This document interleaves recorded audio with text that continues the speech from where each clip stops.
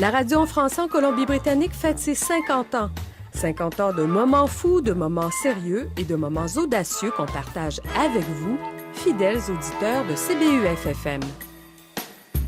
Quand nous réussissions à rejoindre les Acadiens sur les bords de l'Atlantique, nous sentions plus proche le moment où nous pourrions, par le jeu de satisfaction aux priorités, installer un poste sur les bords du Pacifique.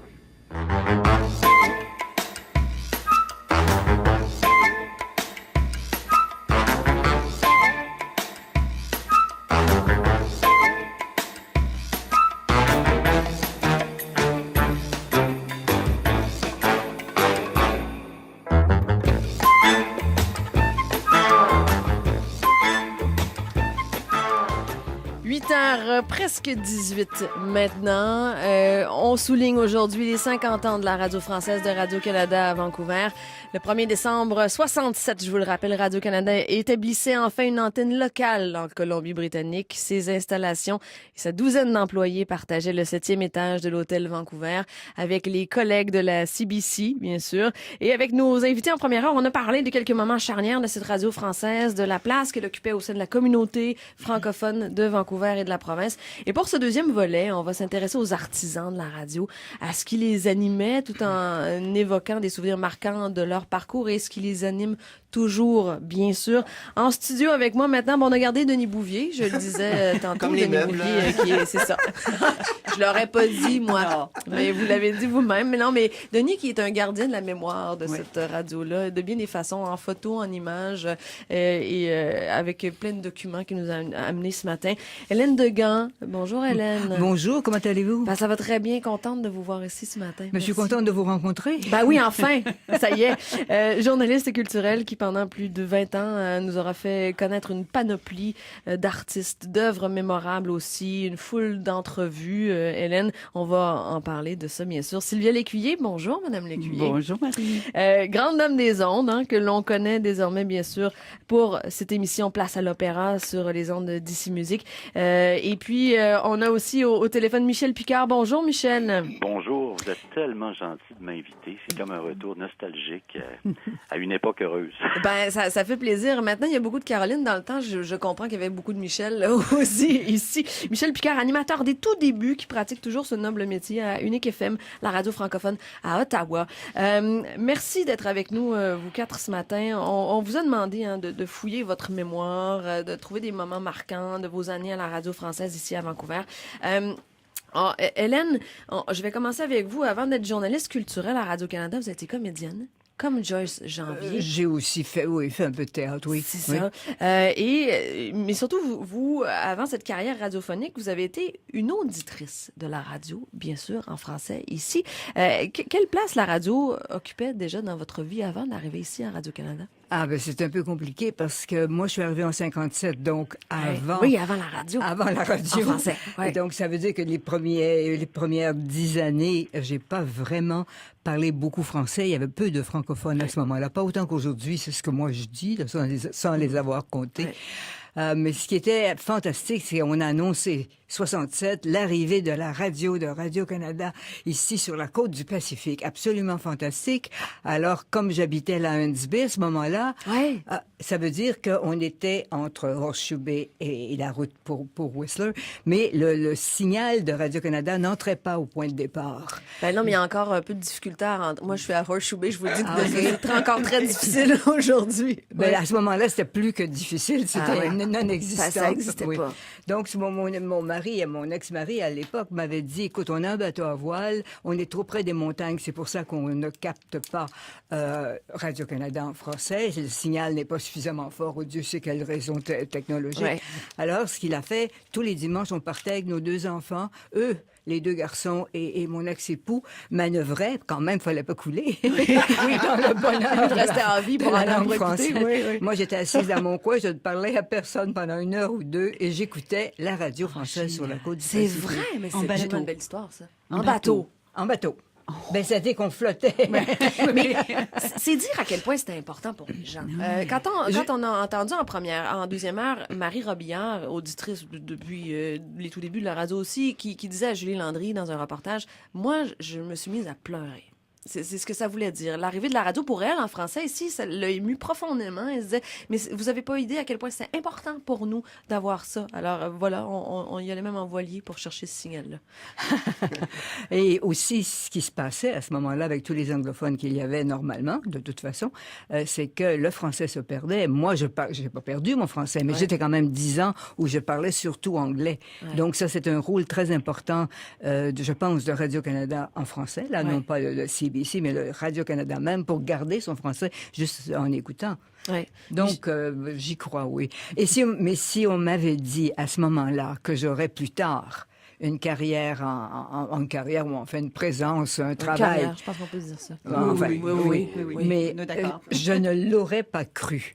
Parce que j'étais pas du tout orientée là-dedans. J'enseignais le français à l'université Simon Fraser comme petite assistante. Ben, on était plusieurs à pas être orientés vers ça, finalement, Ah, vous de à même. faire ça, moi de même. Je voulais parler de ça à Michel aussi. Michel, vous êtes arrivé ici en quelle année, Michel? 72, est-ce que je me trompe? Début 72, fin C'est ça. 71, là, c'est loin, mais je sais que j'ai quitté à l'automne 76, donc c'était comme presque les débuts. Il n'y avait pas de télé, évidemment. Ouais. Quand je vous entends, j'ai tellement de souvenirs. Moi, je vais au moins me situer, j'étais pas sur un bateau quand j'ai écouté CBUF. J'habitais au coin de Beach et Denman, dans une tour tout près du parc Stanley. Et au 16e étage, avec vue sur la mer. C'est pas mal, je me suis ça, ouais. dit, c'est un rêve extraordinaire. C'était possible dans ce temps-là de louer un appartement comme ça, près de la Je sais mer. pas combien il coûte aujourd'hui. Et pour la petite histoire, c'était très difficile d'avoir un appartement à Vancouver dans ces années-là. Je sais pas si c'est comme ça Mon aujourd'hui. Dieu, ouais, hein, déjà. Et c'est par contact que je l'ai eu parce que je couvrais les Canucks de Vancouver qui venaient d'arriver. Et le directeur général que je croise me dit, j'ai des contacts, je vais te trouver un appartement. Puis il y avait des joueurs qui habitaient là-dedans. Puis ça s'est passé comme ça. Alors ça s'appelle un pot de vin. Un pot Oui, c'est ça. Michel, comment je me suis toujours posé cette question-là? Comment, Hélène peut répondre à ça aussi. Comment ça a été reçu, l'arrivée de la radio en français, par les anglophones? Parce que cette semaine, Denis Grenier, sur la page Facebook de la station, a publié cette caricature qui était parue dans le Vancouver Sun, où on se moquait un peu de l'arrivée de la radio française ici à Vancouver. Comment c'était vu, ça? Moi, j'ai vécu complètement autre chose. Sincèrement, on avait presque autant d'anglophones que de francophones qui nous écoutaient. Ah oui, hein? Ils étaient intéressés par le français. Des francophiles, évidemment, qui... beaucoup de gens avaient déménagé à Vancouver, de l'Est, entre autres, puis même de Toronto, pour y connaître une vie, disons, plus douce, parce que c'est beau, puis parce que tout se faisait là, puis c'était la porte sur l'Asie. Moi, je me souviens des auditeurs, d'ailleurs, je les salue, il y a peut-être encore des auditeurs vivants là, qui m'ont écouté dans Fort ces années-là, probablement, à l'émission du matin. Mais on faisait des émissions à Maillardville, oui, sur la francophonie, mais on en faisait à Simon Fraser. Il faut pas oublier qu'à l'époque, il n'y avait pas de répondeur, il n'y avait pas de cellulaire. C'était un annuaire téléphonique, trouver nos invités. Et tout francophone qui passait par là était invité à l'émission du matin. Et on lui donnait du temps. Tu sais, je veux dire, c'était comme une demi-heure en partant. Et je pourrais compter plein d'anecdotes où je me suis retrouvé avec des gens qui disaient parler français, mais qui parlaient peu. Donc, je faisais des entrevues moitié en anglais, moitié en français. Mais la musique, on faisait tourner beaucoup de musique. Et puis, je termine là-dessus. Je veux dire, Aznavour, puis tous ces gens-là, on débarquait à Vancouver. Beko est venu à Vancouver. Il est venu à l'émission. C'était la période où le fédéral mettait de l'argent dans les artistes francophones du Québec qui traversaient le pays. Donc, les gars comme les Séguins, puis Beau Dommage, puis tous ces groupes-là sont venus faire des spectacles à Vancouver. Oui. Denis, comment on repérait... Bon, on a... Le talent, il s'est enchaîné. Vous avez embauché combien d'animateurs ici? Je ne sais pas combien. À l'émission du matin, j'étais réalisateur pendant une vingtaine d'années. J'ai fait la connaissance de 12 personnes à peu près qui ont animé l'émission du matin. Côté journaliste, il y en avait un petit peu moins, mais celle avec qui j'étais le plus fidèle, c'est Hélène Degan. Pendant 15 ans, elle a animé, elle participait pour les arts et spectacles. Hélène faisait des contributions à toutes les heures et on pourrait dire son point le plus élevé dans l'émission, le plus intéressant, c'était ton interview. Tu faisais toujours juste avant 8 heures. Et c'était toujours, elle respectait toujours le timing. 7 minutes, c'était 7 minutes avec Hélène. C'est extraordinaire, ça. Oui. Mais il fallait bien, parce que les nouvelles vont revenir revenir dessus moi. Oui. Très discipliné. Et Sylvia Lécuyer a commencé avec moi à l'émission du matin. Elle était chroniqueur, puisqu'elle a une connaissance en musicologie, tout ça. Et Sylvia a commencé en 1987, à la même année que moi, C'est à faire incroyable, vous l'émission vous du rappelez matin. toutes ces dates-là. Oui, je sais pas comment le- vous le- faites. C'est oui, Non, mais oui. c'est parce qu'il fallait voir Denis prendre des notes. Même Ah pendant ouais. l'émission, les beaux carnets avec sa belle plume, uniquement sa belle plume, avec une encre qui était un petit peu bleue, turquoise, là, un petit peu. Oui, d'ailleurs, il y a, comment il s'appelle-t-il, un des chanteurs de Montréal qui était passé, qui m'a brisé une belle plume Mont Blanc, en Oh, l'échappant non. sur le sol, en faisant signer son autographe. Mais donc, pendant la période des nouvelles, ou bien tout après l'émission, toutes les notes étaient prises immédiatement. Donc, c'est rien ça. n'échappait à la mémoire. Et ça, je trouve ça admirable. On se dit toujours, nous, il faudrait faire ça. Moi, j'essaie de me rappeler en quelle année on a fait tel truc. Mais et puis vos premiers contacts avec la radio en français aussi, racontez-nous ça. Avant, Sylvia. en Colombie-Britannique, ça a été justement en 85. Je suis... non, entre 83 et 85. Parce que je suis arrivée ici... Il m'a déjà corrigé. C'est ça. Je suis arrivée ici en septembre 83 et je travaillais à l'Université de la Colombie-Britannique. Moi, c'était l'autre université, Hélène, de l'autre côté. Et j'étais associée de recherche en musicologie, justement. Et les salaires comme associée de recherche à l'université, c'était pas très gros. Hein? Non. Alors, il fallait que je me fasse des finances pour les fins de mois. Donc, j'ai commencé à faire des participations ici, des chroniques ou parler des concerts, justement des chroniques culturelles. Il y a eu le matin? Surtout l'après-midi, surtout. OK. Parce qu'Hélène était là le matin, moi, c'était plutôt l'après-midi. Et puis, finalement, on m'a dit, est-ce que tu n'aimerais pas ça travailler toujours à la radio? Alors, oui, mais je suis revenue, donc je suis revenue à la radio à temps plein en 85 parce que Danielle Marcotte, qui était à ce moment-là animatrice le matin, je pense, elle est partie en congé de maternité et je l'ai remplacée pendant quelques mois. Mais là, Danielle est revenue, alors je me suis retrouvée sans travail. J'ai un peu paniqué, j'étais ici toute seule avec mes 2 enfants, là, je me dis, qu'est-ce qu'on fait? J'ai appelé Montréal, où j'avais déjà fait une petite participation juste avant de déménager en Colombie-Britannique, et je leur ai demandé, est-ce que je peux travailler chez vous? Ils m'ont dit, oui, c'était prête à commencer lundi matin, on était jeudi. Alors, j'ai parfait. Alors, j'ai fait mes bagages, j'ai travaillé à Montréal pendant quelques mois, et je suis revenue. Et pendant toutes ces périodes-là, ici, il y avait du plaisir, il y avait l'expo, que j'ai manqué oui, complètement. après ça, Là, c'est je suis arrivée vrai. pour le dernier week-end d'expo. Oui, oui. Mais après ça, justement, je suis revenue à l'émission du matin avec Denis. Et après ça, il y a eu ça.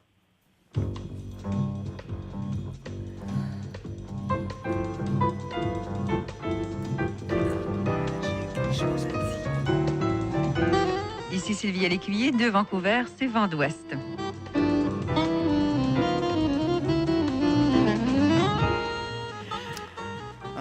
Là, vous allez me faire pleurer. Mais vous savez ce qui est intéressant? Vous l'aurez oublié, Denis et Sylvia, là, mais c'est que moi, quand j'ai commencé à l'émission du matin, ma première journée, Sylvia était animatrice et Denis était réalisateur. Et maintenant, nous trois, on se retrouve tout à fait par hasard, invités à rencontrer Marie ce matin pour raconter tout ça. Faudrait pas oublier Robert Zatman ici, le Oui, réalisateur de l'émission absolument. Vent d'Ouest, Le Vent Élise d'Ouest, Lemieux. Oui, oui, on a eu une équipe extraordinaire. Et ça, c'était la première fois qu'une émission quotidienne en français était réalisée à l'extérieur du Québec pour le réseau national. C'est extraordinaire, ça. Ah, ça, c'était du jamais vu. On ramènera bien ça un jour. Ben, vous faites toujours ça, d'ailleurs, évidemment. Oui, à l'opéra, mais quotidien, là, on faisait des entrevues. En fait, on faisait des choses semblables à ce qui se fait toujours aujourd'hui. Mais les gens nous disaient, comment vous allez faire pour trouver des entrevues en français tous les jours en Ils Colombie-Britannique? croyaient pas à ça, hein? Non, ça a été difficile. Et je pense qu'on doit beaucoup à Robert Zatman, justement, d'avoir convaincu, en présentant le projet de l'émission, qu'on pouvait y arriver. Ouais. Bon, alors, on ramassait, on a dit tout à l'heure, tous les artistes francophones qui passaient par ici étaient invités à la radio. Il n'y avait pas seulement les artistes de l'Est du Québec, du pays. Quand Nana Mouskouri venait, quand Peter Ustinov venait, quand le roi de Roumanie en exil venait, c'est des gens qui sont... Non, mais c'est vrai, on a invité tous ces gens-là. Ou alors, des gens qui... Ça me rappelle un petit peu l'émission qu'il y a aujourd'hui, comme c'est pas banal la vie. Ouais. Des gens qui faisaient des choses extraordinaires. Ouais. Et là, on a été des entrevues absolument incroyables. Je me souviens d'une entrevue avec quelqu'un qui avait inventé des baignoires molles qui prennent la forme de votre corps quand vous vous installez. Mais maintenant, on fait ça avec des matelas. Mais alors, des choses étonnantes, curieuses. Et l'émission Vent d'Ouest était ici en après-midi, mais au Québec, c'était diffusé à 11 h le soir. Je me dis, mais qui va écouter 11 h le soir? Pensez-vous? Le courrier qu'on recevait, c'était énorme. Vrai, hein? Oui, énorme. Y compris des bonnes religieuses du couvent des Ursulines, pour qui j'avais été l'élève indiscipliné quand j'étais petite, et là, qui m'écoutaient à 11 h le soir dans leur mission de la Côte-Nord ou sur l'île d'Anticosti. Ça, c'est précieux. C'était extraordinaire. absolument merveilleux. Ouais. Michel Picard, vous avez été au micro de l'émission du matin pendant quelques années. C'était au début des années 70, ça, si je me trompe pas. Et c'est vous... J'adore vous entendre parce que vent d'ouest, et puis vous, c'est Far West, puis moi, ça s'appelait du vent dans les voiles. Voilà. Quelque chose là-dedans, une continuité. C'est vous, Michel, qui avez repéré Danielle Marcotte, si je me trompe pas, qui pouvait pas d'ailleurs se joindre à nous ce matin, on la salue. Et elle était dans ce temps-là correspondante à Victoria. Qu'est-ce que c'est ça l'histoire? Je pense que je l'avais rencontrée lors d'une soirée, puis je trouvais qu'elle avait du talent, puis j'ai dit, Danielle, ça te tente de faire de la radio? Puis ça a commencé comme ça, puis je suis tellement content qu'elle aille bien. Moi, j'ai une chance extraordinaire, puis j'écoutais Sylvia, puis Denis, puis Hélène, c'est que j'ai travaillé avec une équipe là, blindée. Tu sais, j'en ai nommé quelques-uns. Là, Jean Dussault a commencé avec moi à Vancouver. On commence ensemble. Jean qui est devenu un grand correspondant, évidemment, parlementaire à Québec, entre autres. J'ai travaillé avec Catherine Bergman, qui était correspondante parlementaire après, que j'ai retrouvée à Ottawa. J'ai travaillé avec James Mambert à ses débuts. C'était quelque chose de voir James Ali. Il était le correspondant de l'Ouest pour le réseau de Radio-Canada. D'ailleurs, il l'oubliait de temps en temps. Et il s'est passé quelque chose que je n'oublierai jamais. James attendait l'appel de Montréal pour ses affectations. À un moment donné, Montréal appelle, dit apparemment, il va y avoir des essais nucléaires dans le Pacifique, loue un bateau, puis va voir.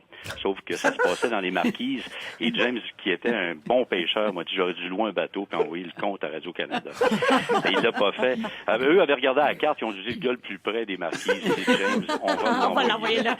Ouais. Mais, tu sais, c'était une époque, vraiment des gens formidables et des auditeurs extraordinaires. Gino Vannelli commençait, il passait à Vancouver, il parlait très bien français. Bien sûr. J'ai interviewé les Supremes en anglais. Tu sais, c'était comme une autre époque. Puis j'ai une image, vous allez rire un peu, les joueurs de hockey couchaient à l'hôtel Vancouver où étaient nos studios à l'époque. Et évidemment, dès qu'un joueur francophone était de passage, je l'invitais à déjeuner au petit déjeuner, 8h30 à l'émission. Et un jour, j'ai un joueur du Canadien, je pense que c'est Pierre Bouchard qui vient, puis à 9h, je prends l'ascenseur avec lui pour descendre, puis on croise 3 autres joueurs du Canadien, dont Ken Dryden, dans l'ascenseur. Là, il y a un silence, et Ken Dryden me demande en anglais où se trouve la galerie d'art de Vancouver. Je pensais perdre connaissance.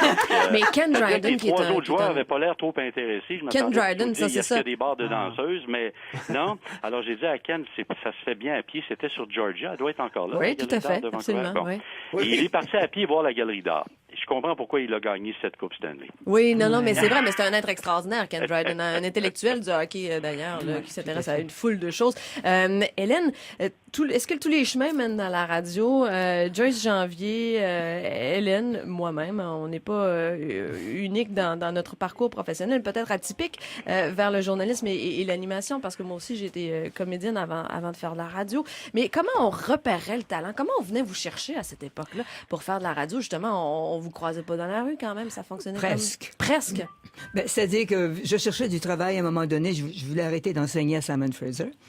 Et donc, j'ai décidé de regarder un petit peu à gauche et à droite, et quelqu'un qui s'appelle Huguette, qui était une comédienne, qui ne travaillait pas du tout à Radio-Canada, mais elle savait qu'on cherchait quelqu'un pour remplacer Christian Bernard pendant l'été, pendant les vacances, et d'autres. Oui. Donc, elle m'a dit, tu serais bonne là-dedans, vas-y. J'ai dit d'accord. J'ai téléphoné à Michel Thivierge et je l'ai rencontré. Et le directeur à l'époque, et il m'a amené en studio. Il m'a fait enregistrer un petit truc. Il m'a envoyé un concert et il m'a demandé de lui faire un reportage là-dessus et de revenir le lendemain. J'ai donc fait tout ça et il m'a engagé. C'est aussi simple que ça. On m'a pris dans la rue quand j'ai frappé. Arrêtez, me voilà. Est-ce que je peux me permettre juste une chose? Parce qu'il faut leur donner crédit. On a eu droit de grands réalisateurs à Vancouver. Il y a de grands directeurs de stations qui croyaient au régional puis qui nous encourageaient. Oui. J'entends le nom de Michel, mais il y en a eu d'autres avant lui puis après. Puis on a été chanceux là-dessus par rapport à d'autres stations. Effectivement. Oui, Jacques Bernard qui était directeur, qui était aussi réalisateur. Hein. Et puis, mon Dieu...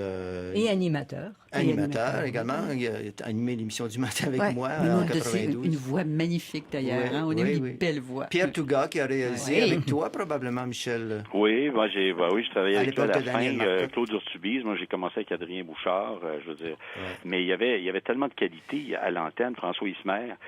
Oui.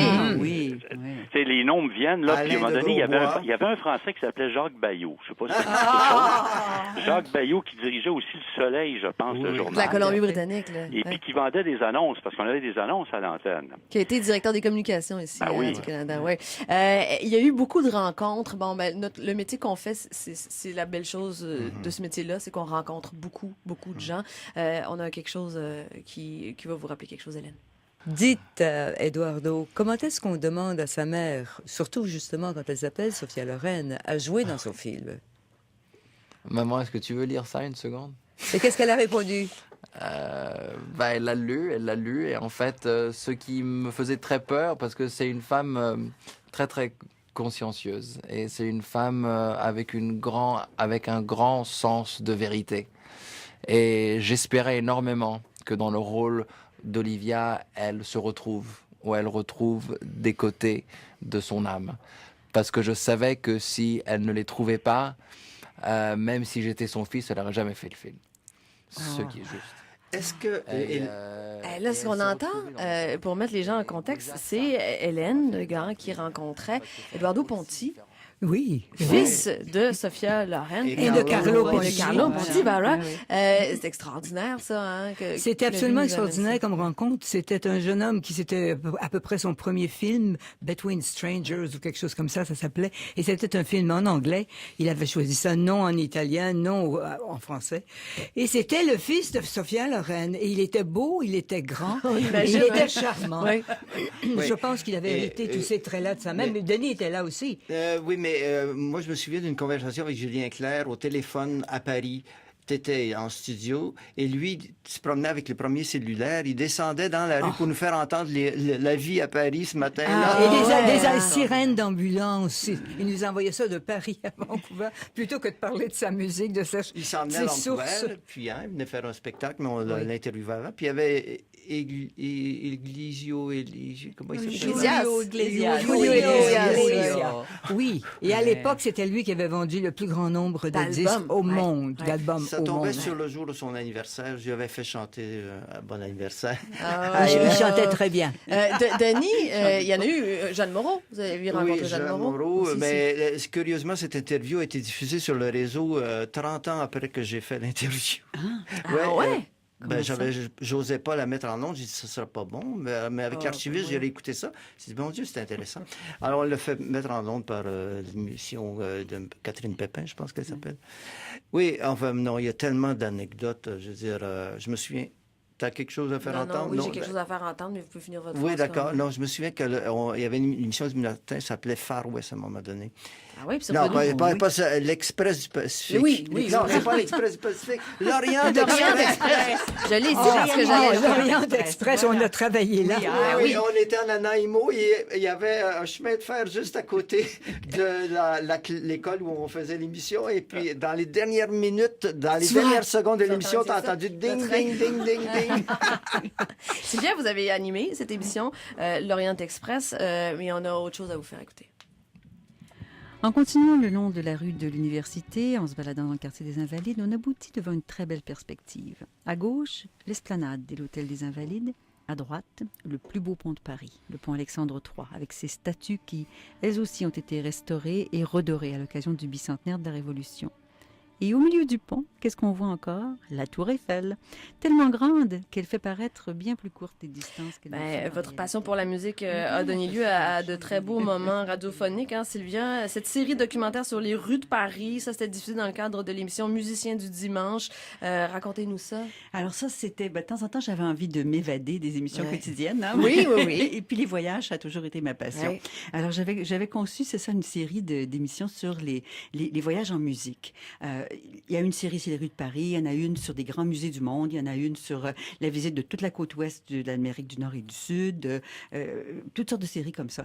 Et là, je m'amusais, c'était des notes. Moi aussi, je prends des notes sur mon carnet, mais seulement quand je voyage. Je sais pas pourquoi je le fais pas quand je suis chez moi. Donc, j'avais pris des notes de voyage, par exemple, le carnet d'Asie. J'ai fait 42 émissions sur des voyages que j'ai fait en Asie.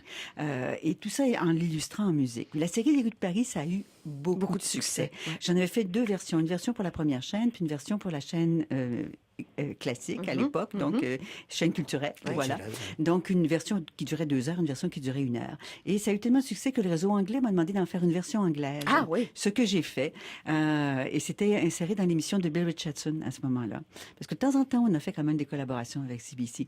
Et ça a eu aussi beaucoup de succès du réseau anglais. Et je me souviens, curieusement, qu'il y a eu un lockout ici à Radio-Canada. C'était en 2005. Voilà. Oui. Ben, c'est ça. Et pendant ce temps-là, il n'y avait pas de production d'émissions ici. Et on se promenait autour du pâté de maison. Et on entendait la radio. Et au réseau anglais, ils ont repassé les rues de Paris en anglais à peu près 150 fois. Ah ouais. Il n'y avait pas d'autre choix. Et Michel parlait tantôt de la direction de Radio-Canada, de l'importance de la direction, de la culture d'entreprise. À quoi ça ressemblait dans ce temps-là, justement?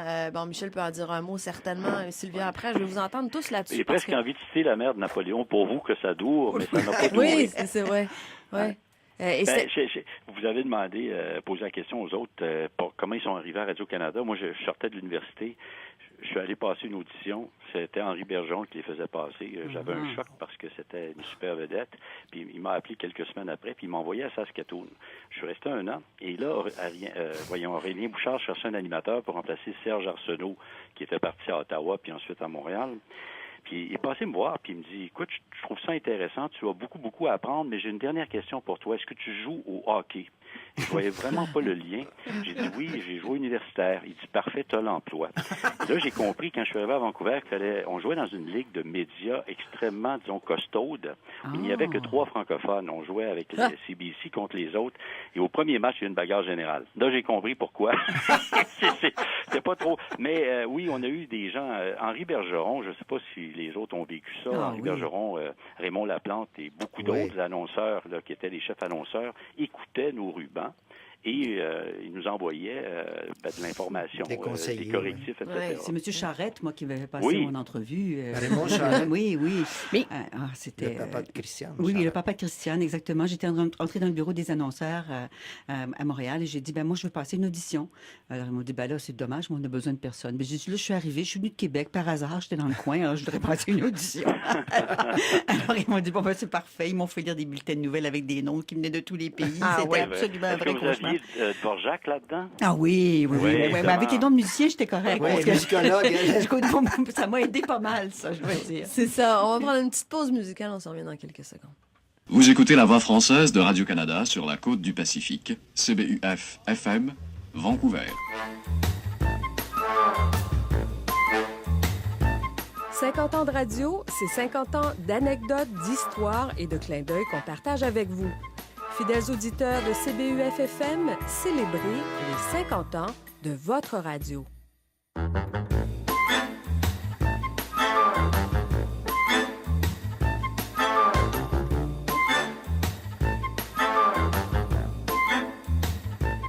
Bon, encore, on va défoncer. Là. On a refait nos plans d'émission. Vous l'aurez compris, on souligne ces 50 ans de radio en français en Colombie-Britannique. Et je parlais de l'importance de la direction, mais je tenais à parler aussi de la liberté de création.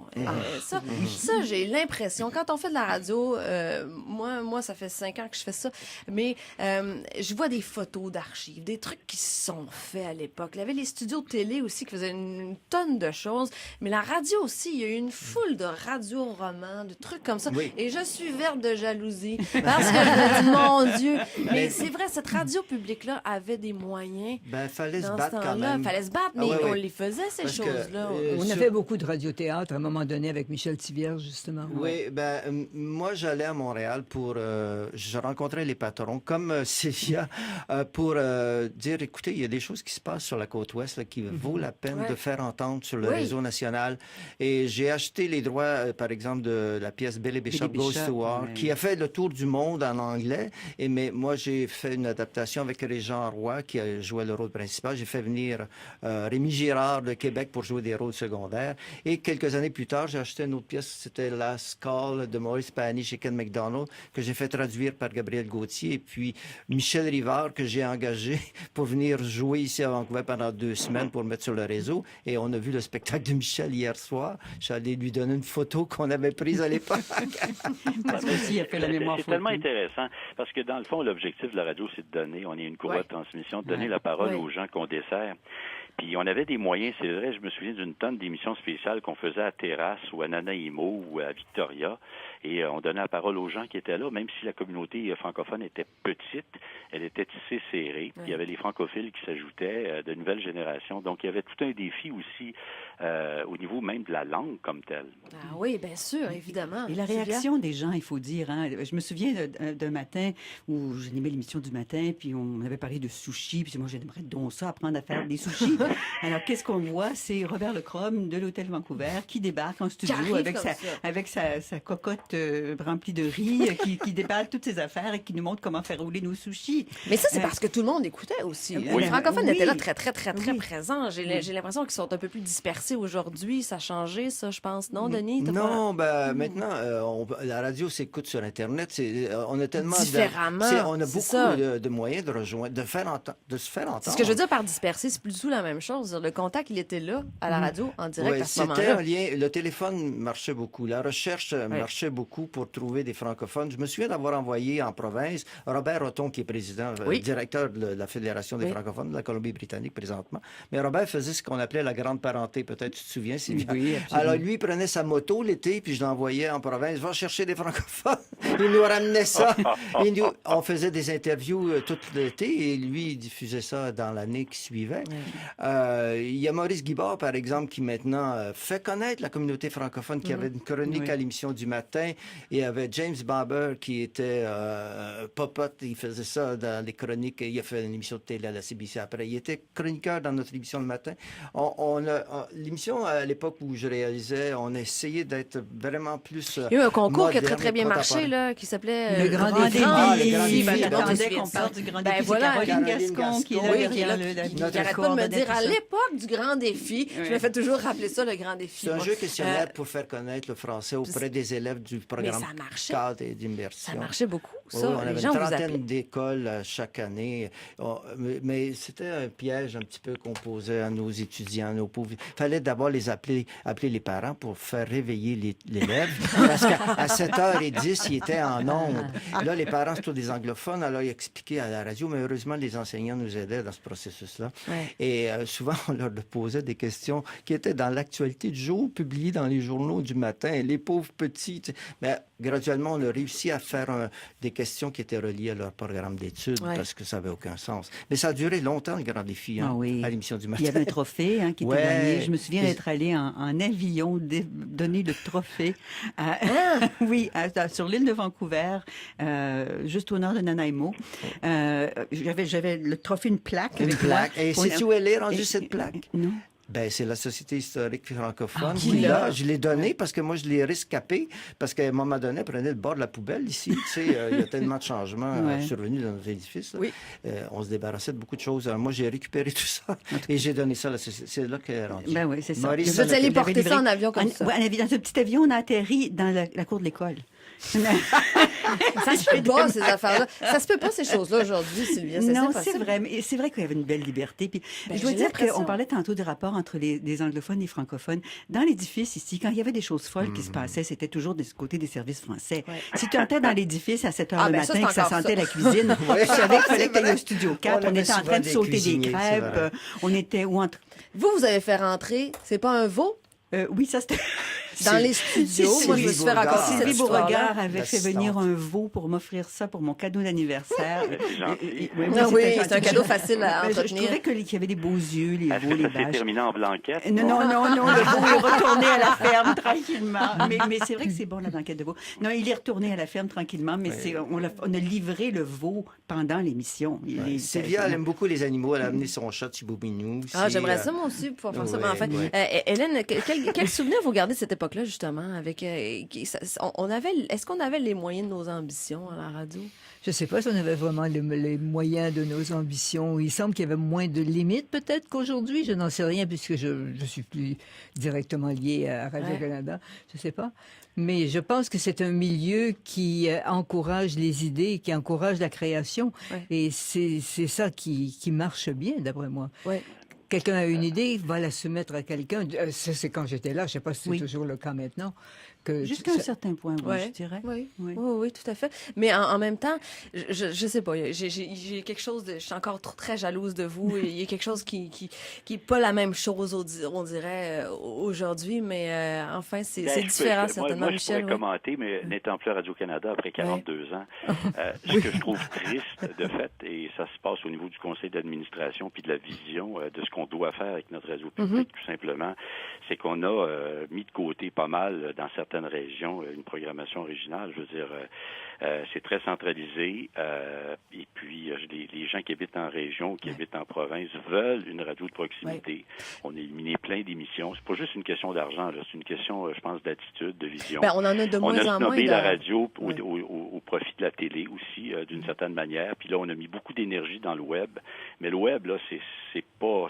Ça sera jamais plus que 10 ou 15% d'une cote d'écoute, le web, là. C'est un outil. C'est pas de la radio de proximité. Je veux dire, la radio va continuer à exister, selon moi. C'est un petit peu comme quand on voulait éliminer les magazines et les journaux. Mais il y a un tour, je pense qu'il y a un coup de barre à donner, sincèrement, en termes de vision. Et les anglophones l'ont fait. Et je pense que leur radio, en ce moment, quand on voyage au pays, elle est encore régionale, très de proximité. Je pense à Morningside, à l'époque, qui était un show réseau là, avec Peter Zawski. Ça, c'était de la radio extraordinaire parce que c'était du national, mais on avait l'impression de se faire par... On écoutait quelqu'un qui avait l'air d'être dans notre salon. Puis je pense que ça devrait être comme ça encore. Je pense que ça va revenir, mais les jeunes, les plus jeunes ont beaucoup de talent, mais est-ce qu'ils veulent en faire un métier? Est-ce qu'ils veulent sacrifier de bonnes années, apprendre? C'est une bonne question. Ben moi, j'y compte bien, en tout cas. Moi, j'y compte bien rester là.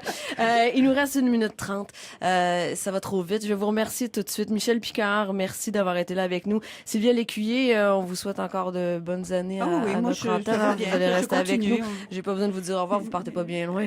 Mais je vous dis merci d'avoir été là ce matin. Hélène Degan, c'est un grand plaisir de vous rencontrer. Merci. C'était un plaisir. Merci beaucoup. Marie. Et Denis Bouvier, gardien de notre mémoire, continuez votre beau travail. Denis, oui, on aura certainement... C'est ça. Ouais. On aura certainement l'occasion de vous reparler. Merci. C'était cette heure et demie spéciale, particulière pour nous rappeler de ces 50 ans. C'est demain la date officielle, mais on le faisait aujourd'hui à l'émission 50 ans de radio en français en Colombie-Britannique. Merci à tous et on se retrouve bien sûr dans quelques secondes. Oui, merci aux auditeurs d'être là. On continuera la conversation demain. Ah oui, on continuera la conversation demain. Et dans quelques secondes, on se retrouve pour le dernier tour de table de Far West parce que maintenant on fait un peu de télé à la radio. Oui.